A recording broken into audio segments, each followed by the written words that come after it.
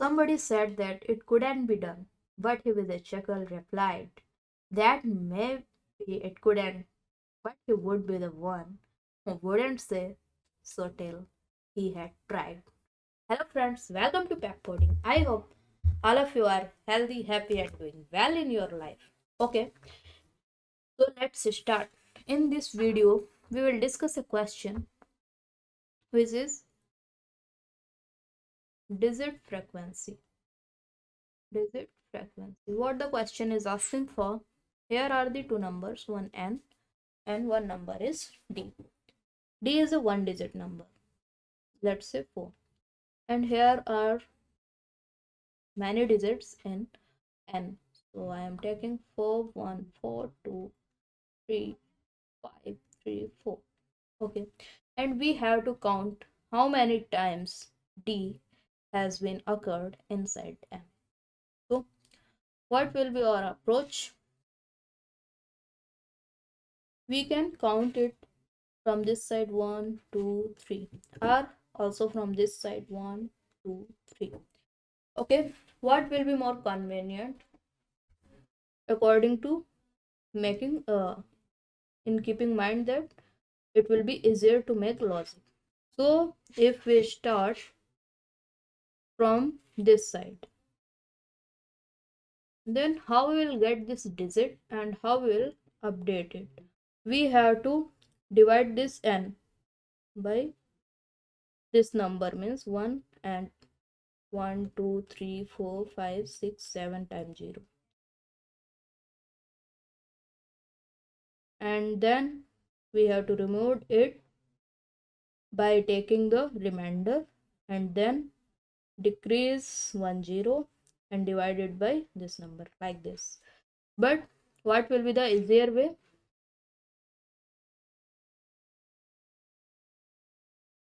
The easier way will be we start counting from this side.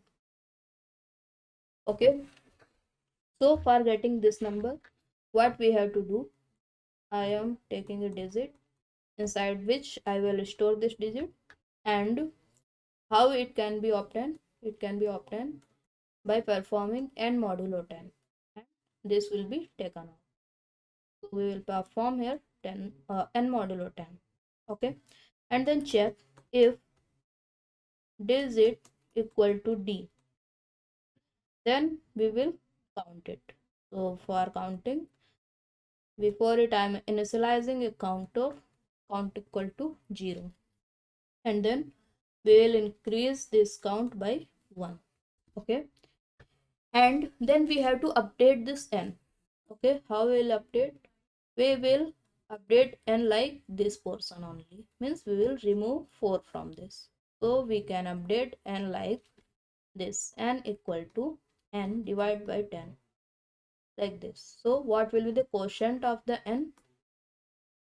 When the n is 4, 1, 4, 2, 3, 5, 3, 4, and when we divide it by 10, what will be the quotient? Quotient will be 4, 1, 4, 2, 3, 5, 3, and remainder will be 4. So remainder is updated inside the digit, and we have worked on it and then updated the n with its quotient with the 10. And again counting, we have to take this number in account. So for this we have to perform this thing again, and we have to perform this thing again and again until we didn't reach here, means quotient doesn't become 0. And as we are updating quotient inside the n, so we can write the condition while n is greater than 0 or the n doesn't become 0. Okay, so I hope all of you have understood this approach, that how we can solve this question. So let's go to the editor and code this question. Okay, so here I am initializing a counters count equal to 0, and let me do it on bigger screen. While n is greater than 0, what we have to do, here should be colon. Okay, we have to update the value of digit. So digit will be n modulo 10. Okay, and then check if digit is same as the value of d, then we have to increase count by 1. Okay, otherwise we have to do nothing. And then we have to update the value of n. So n will be n equal to n divided by 10. Okay, and now we have to return the value of count. So return count. Okay, it was the code. It's very simple. Let's run it, and it is showing that it has been accepted. Now let's submit it. Okay, it is passing all the test cases.